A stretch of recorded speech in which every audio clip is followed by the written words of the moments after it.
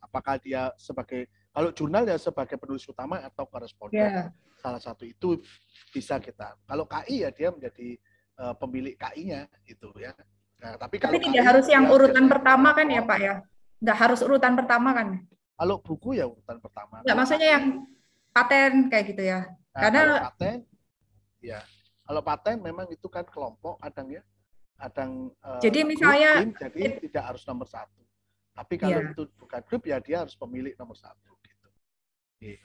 Terus, sorry Bu, soalnya waktunya ini sudah melampaui. Ya, waktunya udah lewat nih. Prof. Saryono sudah siap ini. Betul. Kemudian yang terakhir tadi apa ya? Terakhir tadi jumlah jurnal, apakah kita misalnya jurnal rekam jejaknya terkait kesehatan, ternyata dia usulannya irigasi. Pertanian gitu ya. Ya, pertanian nggak nyambung. Kalau yang di administrasi itu pernyataannya hanya dia memiliki. Artikel. Jadi tidak dilihat substansi di dalamnya. Tapi kalau luaran Bu, beda loh ya. Kalau luaran wajib atau luaran tambahan harus related dengan risetnya, tidak boleh tidak. Tapi kalau modal ini bisa dari mana saja. Tapi kalau luaran harus related, buku harus related dan sebagainya. Itu Ibu. Terima kasih. Baik, terima kasih. Pertanyaan bukunya Ningsi yang di IEEE kan? Iya betul Pak. Sering komunikasi. Gitu ya. Jadi memang demikian Bapak Ibu. Memang bayangkan aja kalau proposalnya yang Bapak Ibu dapat 100 dan waktunya 2 hari. Waduh. Itu harus ada strategi sih. Strateginya disampaikan Pak Derajat ya.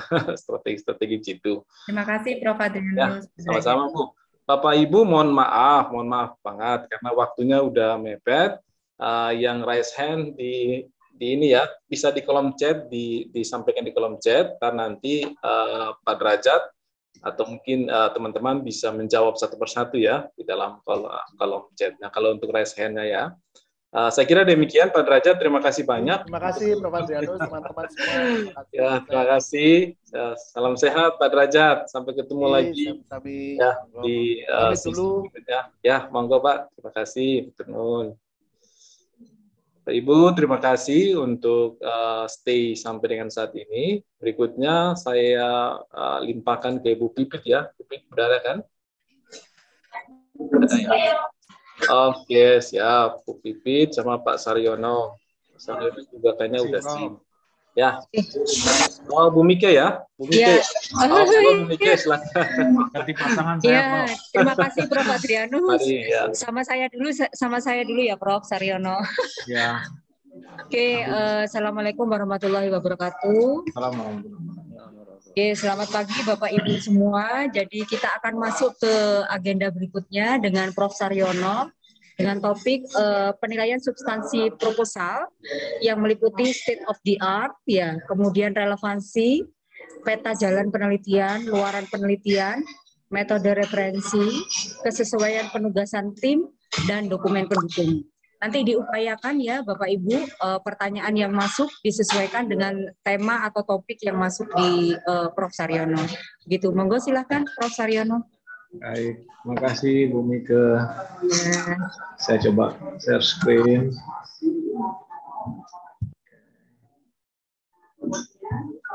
Ya, sudah muncul ya Bu Mika ya. Sudah Prof, sudah terlihat. Assalamualaikum warahmatullahi wabarakatuh. Selamat pagi, salam sejahtera untuk kita semua.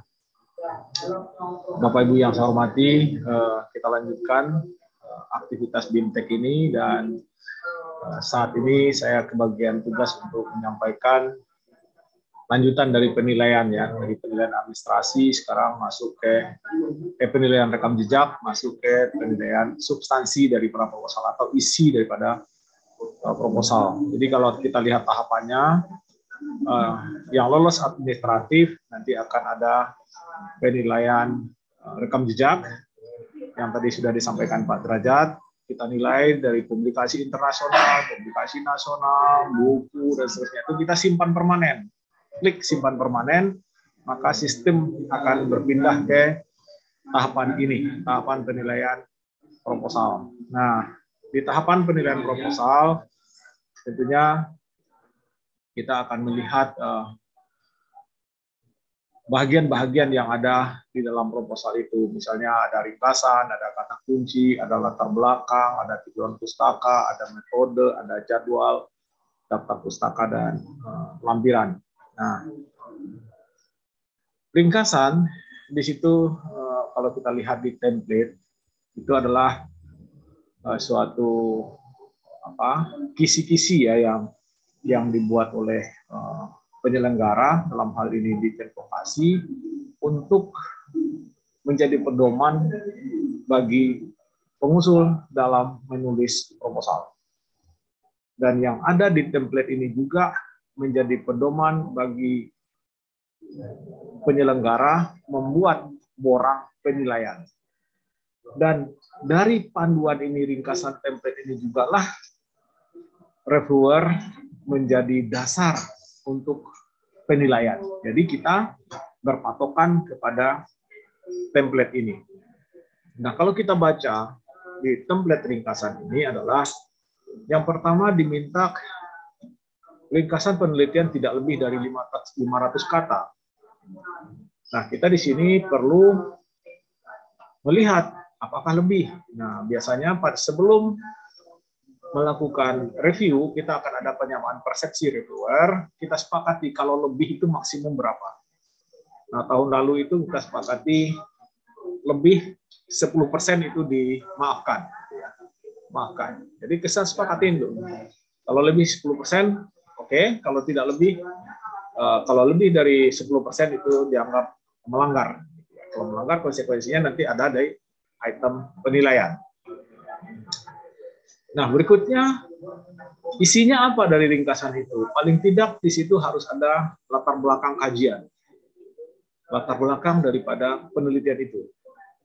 Yang paling penting di situ adalah alasan kenapa riset itu penting untuk dilakukan. Tujuannya apa? Sehingga akan muncul di situ setelah latar belakang adalah tujuan penelitian. Dan untuk mencapai tujuan itu ada aktivitas berupa tahapan metode. Tahapan metode yang merupakan langkah-langkah untuk mencapai tujuan. Namun dari metode itu mendapatkan data-data, angka-angka yang sedemikian rupa nanti akan diolah menjadi luaran yang ditargetkan. Luaran yang ditargetkan itu tentunya harus sesuai dengan tujuan. Jangan nyimpang, gitu ya Bapak Ibu, serta uraian kajian strategis yang ingin diusulkan. Uraikan kajian strategis yang ingin diusulkan dalam artian ini adalah manfaat daripada kajian ini, ya, manfaat daripada penelitian ini. Jadi, nah kita perlu melihat dalam menilai ini adalah urutan-urutan komponen ini Bapak Ibu. Nah seringnya kita temukan di dalam proposal itu ya, misalnya latar belakangnya kemana-mana, yang terbolak-balik atau dimulai dari tujuan dulu, baru ke metode, pindah lagi latar belakang, itu sering terjadi Bapak Ibu. Nah itu adalah bahagian kita untuk mendalami sebuah proposal sebelum kita melakukan penilaian tadi.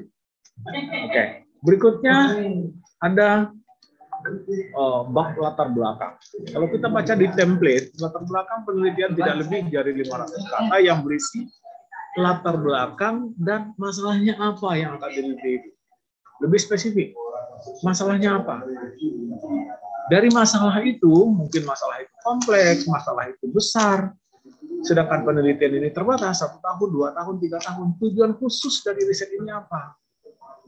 Ya, tujuan khususnya apa? Tahun pertama, tahun kedua, tahun ketiga.